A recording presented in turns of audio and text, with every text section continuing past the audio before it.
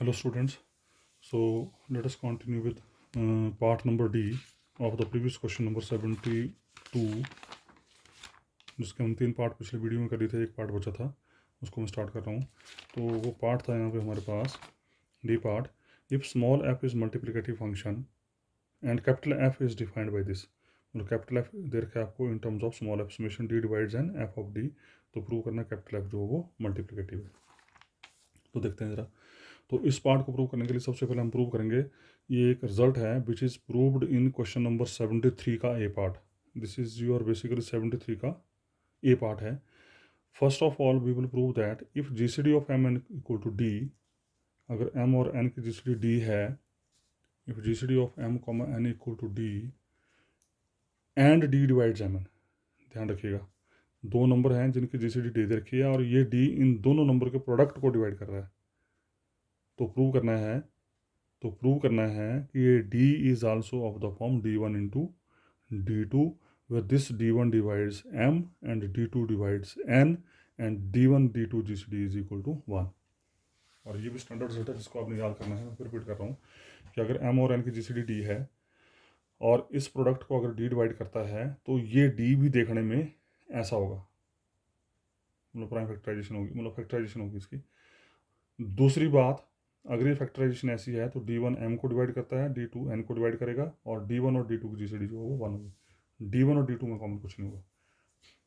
तो if m is equal to 1 n is equal to 1 then nothing is prove.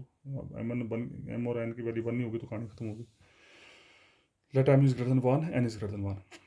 फिर से ध्यान से देखिए ज़रा, m 1 से बड़ा तो उसकी प्राइम फैक्टराइजेशन होगी and this prime factorization of the form p1 की पावर k1 p2 की पावर k2 pr की पावर kr एंड n की फैक्टराइजेशन q1 की पावर j1 q2 की पावर j2 qs की power js with the prime factorization of m and n। ठीक है जी, ले लिया हमने। Since G C D of m comma n is equal to 1, ये हम अभी देख चुके हैं पिछले वीडियो में। So all P I R different from Q J. अगर m और n के बीच में कॉमन कुछ नहीं है तो it is very much clear in factors में कॉमन कुछ नहीं होगा। ठीक है जी। Therefore prime factorization of m n is given by, कुछ नहीं किया हमने, m और n की जो प्राइम फैक्टराइजेशन है, m की वैल्यू और n की वैल्यू रख दी यहाँ पे। Now any positive divisor d of m n is uniquely expressed as, ये भी आप देख चुके हैं अब प्रीवियस थ्योरम्स में। तो जो भी इस m n का फैक्टर होगा, डिवाइजर होगा, it is also of the form p1 की पावर a1 p2 की पावर a2 pr की पावर ar q1 की पावर b1 q2 की पावर b2 सोन qs की पावर bs, b के पैर में ऐसा ध्यान रखना। फिर ai lies between 0 to ki, bj lies between 0 to j। ठीक है, तो एक फैक्टर को हमने बोल दिया d1, दूसरे को बोल दिया हमने d2। फिर d1 equal this, d2 equal this, कोई दिक्कत नहीं है। Also pi and qj are all different, ये अभी हम ऊपर बोल दिया हमने, सारे पी आई और क्यू जे का आपस में कोई लेना देना नहीं। अगर इनका आपस में कोई लेना देना है तो इसका मतलब d1 और d2 का आपस में कोई लेना देना नहीं है। इसका मतलब d1 और d2 में कॉमन कुछ भी नहीं है। इसका मतलब G C D of d1 d2 equal to 1। एक पार्ट हो गया प्रूव। ठीक है, अगेन कैपिटल एफ हमें दे रखा है, ये दे रखा था क्वेश्चन के अंदर, capital F of N equal summation D divides N F of D. ठीक है, तो मैंने क्या किया, इस एन को एम एन से रिप्लेस कर दिया। ये जो फार्मूला दे रखा था स्मॉल एफ और कैपिटल एफ के बीच में रिलेशन, इस रिलेशन में मैंने क्या किया, इस एन को एम एन से रिप्लेस कर दिया। एम एन से रिप्लेस किया तो ऑटोमेटिकली एन की जगह एम एन आ गया। Summation D divides M N F of D. ठीक है, फिर मैंने यहाँ पर क्या किया, डी को, इस डी को d1 d2 से रिप्लेस कर दिया, because D equal d1 d2, तो डी की जगह आ गया d1 d2। तो यहाँ पर आ गया d1 d2 divides M N. तो इसका मतलब अगर d1 d2 एम एन को डिवाइड कर रहा है तो d1 m को डिवाइड करेगा तथा d2 n को डिवाइड करेगा and vice versa. Even you can write it as d2 divides m d1 divides n होगा, इट इज ग्रांटेड। तो हमने ले लिया से d1 divides m d2 divides n। अब ध्यान रखना यहाँ पर कौन d1 आएंगे, कौन से d1 आएंगे जो m को डिवाइड कर रहे हैं, और यहाँ पर कौन से आएंगे जो n को डिवाइड कर रहे हैं। ठीक है जी। उसके बाद since d divides mn it is given and d equal to d1 d2 it is also given. d1 divides m d2 divides ये भी दे रखा है और d1 d2 gcd 1 हमने प्रूव कर दिया और f मल्टीप्लिकेटिव दे रखा है आपको। अगर एफ मल्टीप्लिकेटिव है तो उसका मतलब एफ ऑफ D1 D2 को we can write F of D1 into F of D2, को दिक्कत नहीं। और इसकी वैल्यू उठाई और नंबर 1 में रख दी यहाँ पे। तो capital F of M common का बन गया D summation D1 divides M, summation D1 divides M, साथ में D2 डिवाइड्स एन मिक्स कर दिया यहाँ पे F of D1 into F of D2, F of D1 D2 की वैल्यू रख दी यहाँ पे। और उसको आप ब्रेक करके लिख सकते हैं, ये याद कर लेना आपने, मैं प्रैक्टिकली भी आगे एग्जांपल करके बता रहा हूँ आपको मैं। F summation D1 divides M, D2 divides N, F of D1 F of D2 को we can write summation D1 divides M F of D1 into summation D2 divides N F of D2, and this is nothing but this is your capital F of M, इसके अनुसार आता था capital F of M, and this is your capital F of N, इसके अनुसार यहाँ पर आता है। सो इसका capital F of M N हो गया F of M F of N, इसका एफ इज मल्टीप्लिकेटिव। अब ये चीज़ कैसे बनी, इस समेशन को how we can write product of this two, ये एग्जांपल करके बताया हुआ। जैसे एम की वैल्यू मैंने 8 ले ली, एन की वैल्यू मैंने 3 ले ली, दोनों की GCD 1 है, क्लियर कट 3 और 8 में कॉमन कुछ नहीं होता है। अब चेक करके देख लीजिए कि इस तरह का सम और प्रोडक्ट को हम अलग अलग सम प्रोडक्ट में लिख सकते हैं। तो एफ ऑफ 8 इंटू 3 लेके चले, मतलब 24 लेके चले, F of M into N लेके चले, हमने प्रूव करना है F of M into F of N लेके चले। तो D divides 8 into 3 F of D, इसका मतलब ये हुआ कि यहाँ पर वो डी आएंगे जो 24 को डिवाइड कर रहे हैं। अब देखो तो 24 को कौन कौन डिवाइड करता है, 1 2 3 4 6 8 12 एंड 24। जो नंबर 24 को डिवाइड करेंगे वो यहाँ पर आते जाएंगे और आने के बाद उनको जमा कर देंगे। अब इसको सॉल्व करो, क्योंकि एफ मल्टीप्लिकेटिव है, एफ मल्टीप्लिकेटिव 1 को लिख दिया 1 इंटू 1, 2 को लिख दिया 2 इंटू 1, 3 को लिख दिया 3 इंटू 1, 4 को लिख दिया 4 इंटू 1, 6 को लिख दिया हमने 2 इंटू 3, 8 को लिख दिया हमने 8 इंटू 1।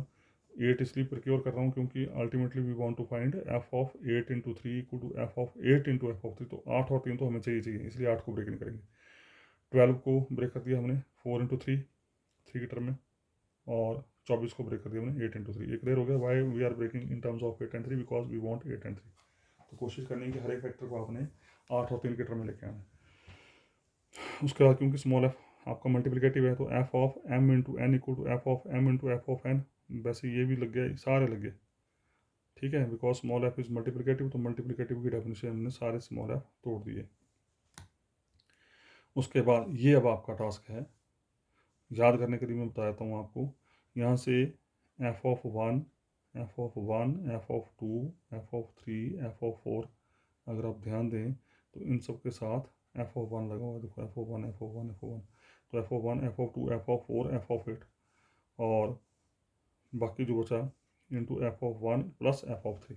इनको आप मल्टीप्लाई करो आपस में, इसको मल्टीप्लाई करो, और मल्टीप्लाई करके जब देखेंगे तो यही सेम वेक्टर बनेगा, यही सेम वेक्टर बनेगा।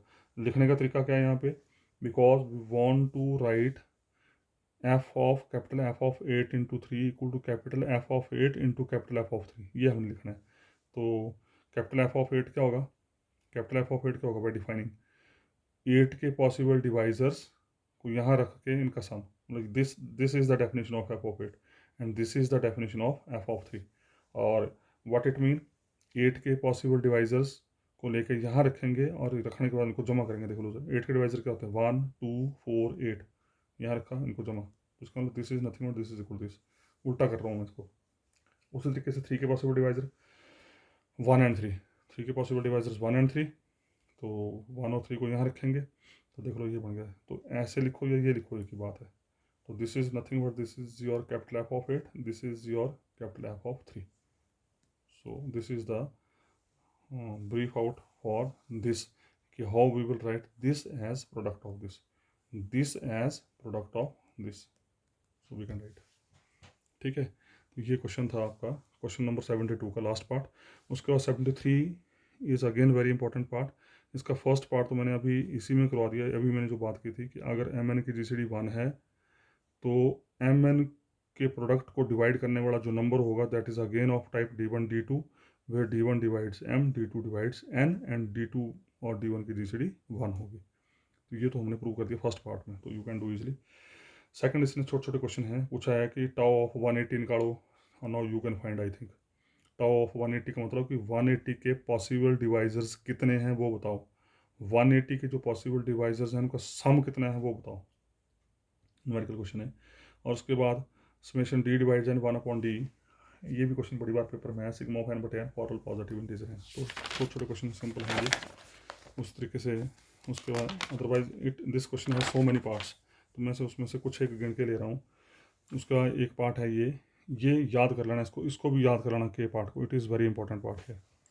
बेसिकली क्या याद करना है, N is greater than equal to 0, इधर रखा है आपको क्वेश्चन दे रखा है, N is greater than equal to 0, कोई नंबर पॉजिटिव है तो सिग्मा के पैर में S into N, sigma S of N का मतलब क्या, याद करो उसको।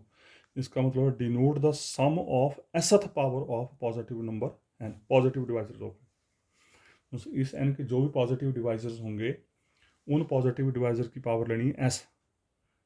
ठीक है, जैसे फॉर एग्जांपल यही था 180 के पॉसिबल डिवाइजर्स क्या थे, पॉसिबल डिवाइजर थे ये 1 2 3 4 6 9, इनकी पावर लेनी है एस सबकी, 1 की पावर एस, 2 की पावर एस, 3 की पावर एस, 4 की पावर एस, 6 की पावर एस एंड सो, इनकी पावर लेनी है S, that is your sigma N S. Clear हो गया, सिग्मा एस एन का मतलब denotes the sum of Sth power of positive divisor, जो पॉजिटिव डिवाइजर आए उनकी पावर लेनी एस, और एस पावर लेने के बाद उनको कर देना है जमा। ठीक है, उनको कर देना जमा, दैट इज जो उसने अंग्रेजी में लिखा है उसका मतलब ये लिखा है सिग्मा एस ऑफ एन का मतलब summation D divides N D की पावर एस, जो एन के पॉसिबल डिवाइजर्स हैं उनकी पावर लेनी एस और उनको करना जमा, ये उसने दे रखा है। तो बोलता देन वेरीफाई द फॉलोइंग, तो प्रूव क्या करना आपने, सिग्मा 0 टॉ होता है, सिग्मा 1 सिग्मा होता है। ठीक है, ये फर्स्ट पार्ट इसका। और सेकंड पार्ट है sigma of S, sigma S जो है वो ये भी मल्टीप्लिकेटिव है। और तीसरा पार्ट इसका कि अगर एन की प्राइम फैक्टराइजेशन ये है, तो अगर एन की प्राइम फैक्टराइजेशन ये है तो सिग्मा एस एन जो है वो ये होगा, सिग्मा एस एन होगा P1 की power S into K1 plus 1 minus 1 बटे P1 की पावर एस, मतलब एस पावर एप चलती जाएगी यहाँ पे। जो आपका सिग्मा एन वाला फार्मूला था उसमें सिर्फ पावर एस एस लगती जाएगी और कुछ नहीं। और उसके बाद if N is a square free integer then prove that tau of N equal 2 की पावर आर। अगर एन स्क्वायर फ्री इंटीजर है तो टाउ ऑफ एन हमेशा 2 की पावर आर होगा, where R is the number of prime divisors of N. R क्या represent करेगा, N के कितने प्राइम डिवाइजर्स हैं, that is the value of R.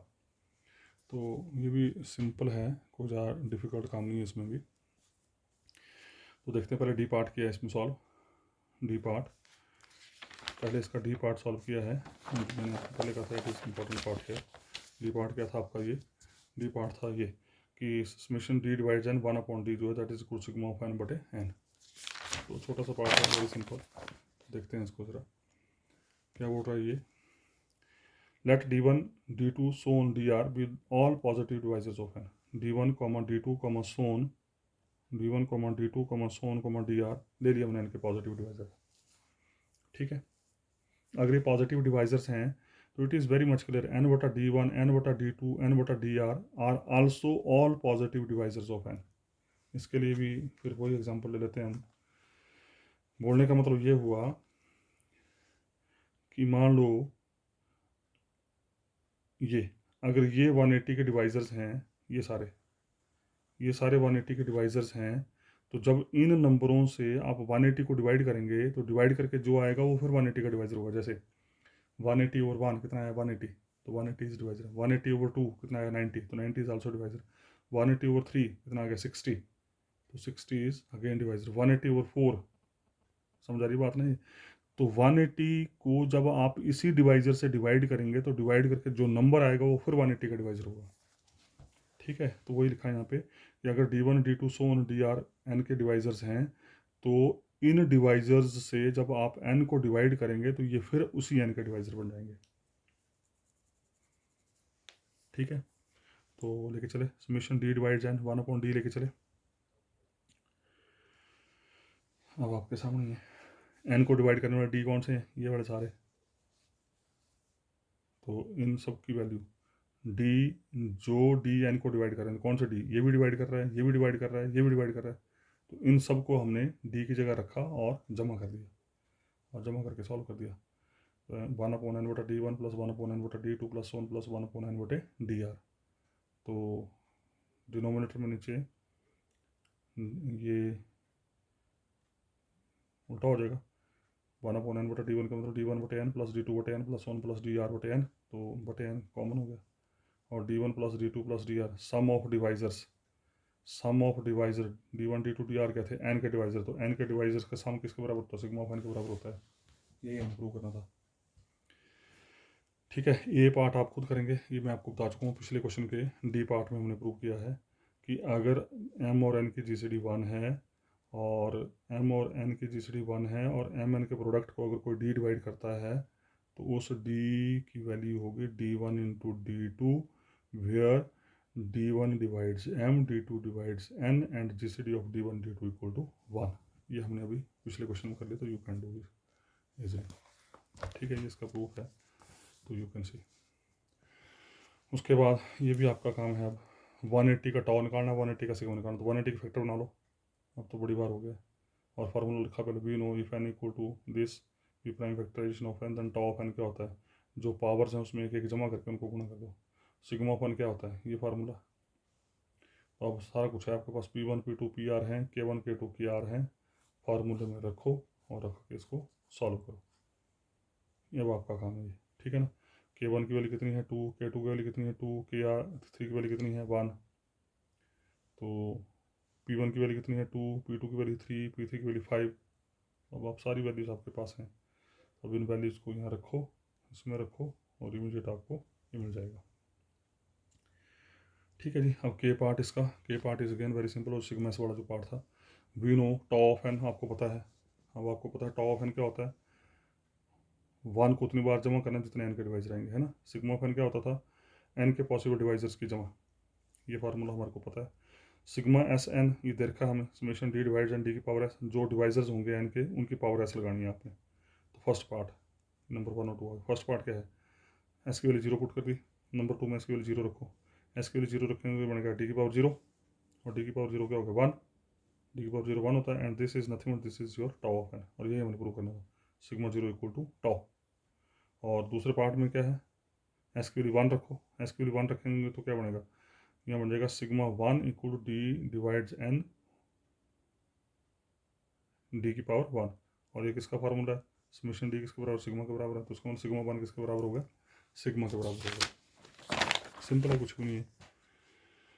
तो ये हो गया यहाँ पे। उसी तरीके से था सेकंड पार्ट, सेकंड पार्ट क्या है, let F of N equal to N ले लिया हमने, खुद मान लिया।